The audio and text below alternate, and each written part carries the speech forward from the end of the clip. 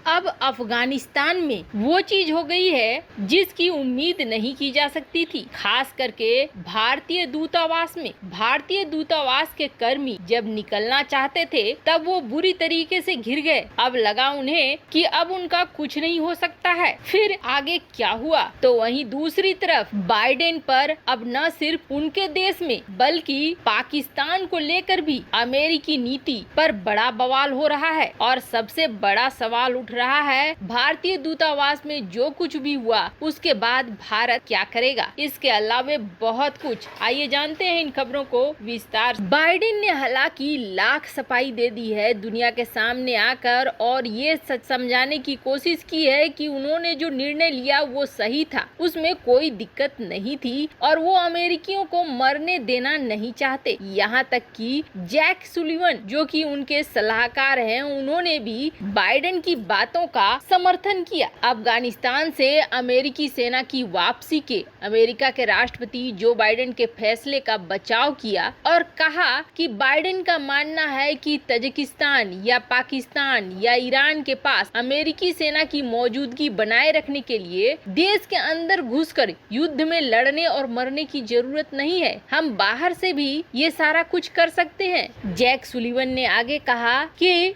हमारे जो हथियार उनके हाथ लगे हैं उनको अफगान सुरक्षा बलों ने मूल रूप से नष्ट कर दिया है, इसलिए बहुत ज्यादा टेंशन लेने की बात नहीं है। वैसे आपको बता दें, जहां एक तरफ जर्मनी ने सारे पैसे रोक दिए हैं अफगानिस्तान जाने के और जितने भी फंड जर्मनी में है सबको सीज कर दिया है, तो वहीं अमेरिकी गवर्नमेंट ने भी अफगानिस्तान के जितने भी रिजर्व हैं और जितने अमेरिका में अकाउंट्स हैं उन सबको ब्लॉक कर दिया है। कहा जा रहा है कि 9.4 बिलियन डॉलर को ब्लॉक कर दिया है अमेरिका ने और साथ में अब सहयोगी देशों के साथ विचार कर रहा है कि क्या एक्शन लेना चाहिए और कैसे इन चीजों को संभालना चाहिए। अब अमेरिकी राष्ट्रपति जो बाइडेन के भाषण के बाद भी अमेरिकी जनता मानने को तैयार नहीं है। एक सर्वे में पाया गया कि जो बाइडेन की लोकप्रियता बिल्कुल रसातल में जा रही है। जैसे जैसे काबुल में हालात बिगड़ रहे हैं और जिस तरह की वीडियो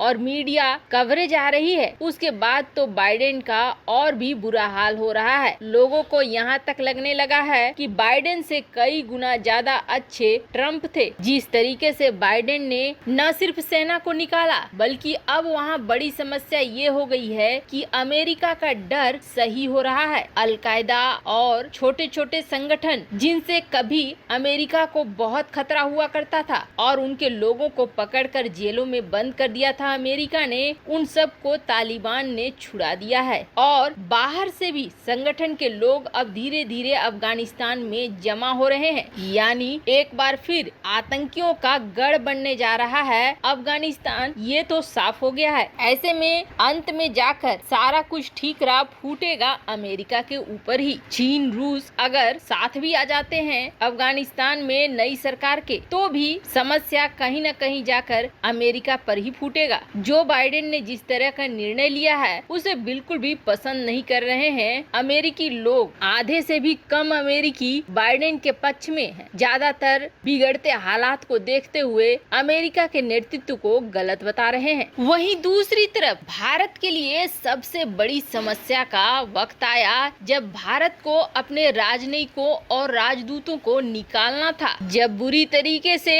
आधी रात में घिर गए भारतीय राजनयिक और दूतावास के मेन आयरन गेट पे जमा हो गए लड़ाके जिनके हाथों में हथियार थे और ग्रेनेड लॉन्चर थे। कुल 150 इंडियन डिप्लोमेट्स और नागरिक थे जो अंदर थे और नर्वस थे। इनको निकलना था और ये तालिबानी लड़ाकों पर भरोसा बिल्कुल नहीं कर सकते थे क्योंकि पाकिस्तान है भारत का दुश्मन और पाकिस्तान के साथ इस संगठन के रिश्ते बहुत अच्छे हैं। कहा जाता है पाकिस्तान जो चाहता है तालिबान उसी हिसाब से काम भी करता है और भारत ने तो अफगानिस्तान सरकार की मजबूती के साथ दिया था जिसकी वजह से एक डर बन गया और ये लगने लगा कि ये लोग अब बदला लेंगे। 2 दर्जन से ज्यादा गाड़ियां भारतीय दूतावास को घेर के खड़ी थी। उसके बाद भारतीय दूतावास ने ये निर्णय लिया कि वो इन लड़ाकों से बात करेंगे। एक दिन पहले ही काबुल पर पूरी तरीके से कब्जा कर लिया था इन लोगों लोगों ने, और ये लोग करीब 200 की संख्या में थे जो पूरा घेर कर खड़े थे। ऐसा लग रहा था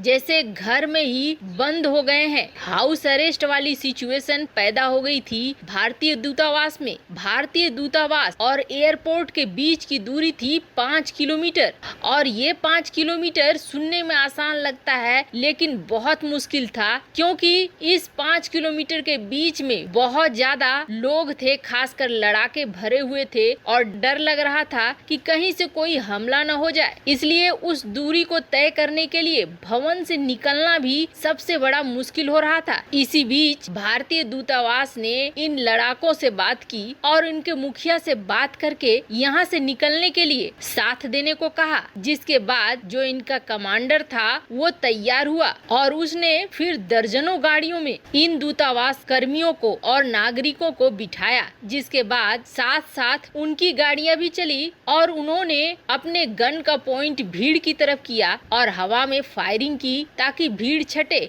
और भीड़ छटने के बाद ये गाड़ियां निकाल पाए। लेकिन वो 5 किलोमीटर तय करने में इन्हें बहुत वक्त लग गया, 5 घंटे लगे। 5 घंटे में ये 5 किलोमीटर तय कर पाए, क्योंकि इतनी भीड़ थी और लड़ाकुओं ने घेर रखा था, कब किधर से क्या हो जाए उस तरह के हालात बने हुए थे। इसके अलावे कई जगह पे इन लड़ाकों ने चेक पॉइंट्स भी बना रखा था जहाँ से होकर गुजरना पड़ रहा था। किसी तरीके से इन तालिबानी लड़ाकों के मदद से ये आसानी से निकल पाए और पहुंचे एयरपोर्ट, लेकिन वहां पर भी अगले 2 घंटे इंतजार करना पड़ा, तब जाकर भारत के C-17 इंडियन मिलिट्री ट्रांसपोर्ट पर चढ़ पाए और आखिरकार गुजरात आ पाए। गुजरात पहुंचे भारतीय राजनयिक और नागरिकों ने बड़ी चीजें बयान की। एक नागरिक ने ये कहा कि मैं अपनी 2 साल की बेटी के साथ वहां फंस गया था और जिस तरीके का माहौल बन गया था मुझे लग नहीं रहा था कि मैं आ पाऊंगा। वो लोग तो मेरे घर तक पहुंच गए थे, वो मेरे घर आए, फिर कुछ किया नहीं, लेकिन जाते वक्त हमारी गाड़ियों को लेकर चले गए। मुझे उसी समय लग गया कि किसी भी तरीके से इस देश से बाहर निकलना है। मैं किस्मत वाला था कि इस देश से बाहर निकल पाया, लेकिन इस 5 किलोमीटर की दूरी में जिन लड़ाकों ने सुरक्षा दी, उन्होंने न जाने कितनी राउंड्स गोलियां आसमान में फायर की, जिसके बाद हम एयरपोर्ट तक पहुंच पाए और आखिरकार आज अपनी धरती पे हैं। वैसे आपको बता दें, इस चीज को लेकर डॉक्टर एस जयशंकर ने भी ट्वीट किया और ट्वीट करके जानकारी दी कि इंडियन एम्बेसडर और एम्बेसी स्टाफ को काबुल से निकालने में बहुत तरह की प्रॉब्लम आई। जिन लोगों ने हमारा सहयोग किया उसके लिए धन्यवाद। वैसे आपको क्या लगता है तालिबान की इस हरकत से? क्या वो भारत के साथ रिश्ते अच्छा रखना चाहेगा या फिर वो सिर्फ विश्व से मान्यता पाने के लिए ऐसा कर रहा है?